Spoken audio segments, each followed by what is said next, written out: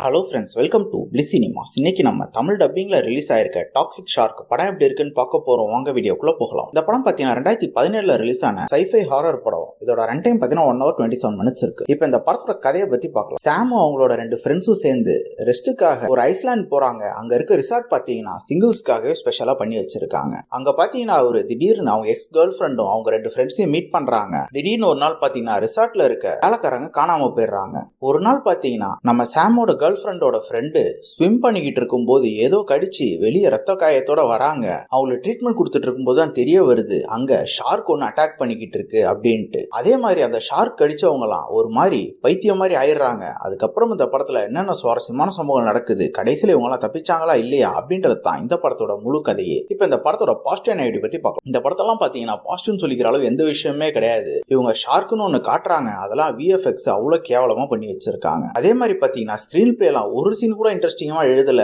அவங்க இஷ்டத்துக்கு ஏனோதானு எழுதி வச்சிருக்காங்க. அந்த ஷார்க்கு கடிக்கிறவங்க எல்லாம் இன்னும் பைத்தியம் மாதிரி ஆயிடுறாங்க. அவங்க பண்ற இம்சைகள்லாம் தாங்கவே முடியல. டெக்னிக்கல் ஆஸ்பெக்ட்ஸ்ல பாத்தீங்கன்னா படம் பயங்கர புவரா இருக்கு. பெர்ஃபார்மன்ஸ்ல பாத்தீங்கன்னா எல்லாருமே ஒரு அன்மெச்சூரான பெர்ஃபார்மன்ஸ் தான் கொடுத்திருக்காங்க. யாருமே நல்லா நடிச்சாங்கன்னு சொல்ல முடியல. கேரக்டர் ரைட்டிங்கும் பெருசா எழுதவே இல்லை, ஏனோதானம் தான் எழுதி எடுத்து வச்சிருக்காங்க. அந்த வாட்டரே பாத்தீங்கன்னா டாக்ஸிக்கா இருக்கு. அதனால அந்த ஷார்க் கடிக்கும் போது இவங்களுக்குலாம் அப்படி ஆகுதுன்னு காட்டுறாங்க. அதுவும் எவ்வளவு தூரம் நம்புறது அப்படின்னு நமக்கு தெரியல. ஓரளவே பாத்தீங்கன்னா ஏதோ எடுக்கணுமே எடுத்து வச்சிருக்க ஒரு படம் தான் இது. பிளேவரேஜான படம் தான். படத்துல அடல் கண்டென்ட் இருக்கான்னு கேட்டீங்கன்னா படம் ஃபுல்லாவே எல்லாமே மூவிஸ்ல தான் அலையறாங்க. ஸோ ஃபேமிலியோட பார்க்கலாமா நம்ம டிசைட் பண்ணிக்கோங்க. இன்னொரு வீடியோவை சந்திக்கலாம். தேங்க்யூ.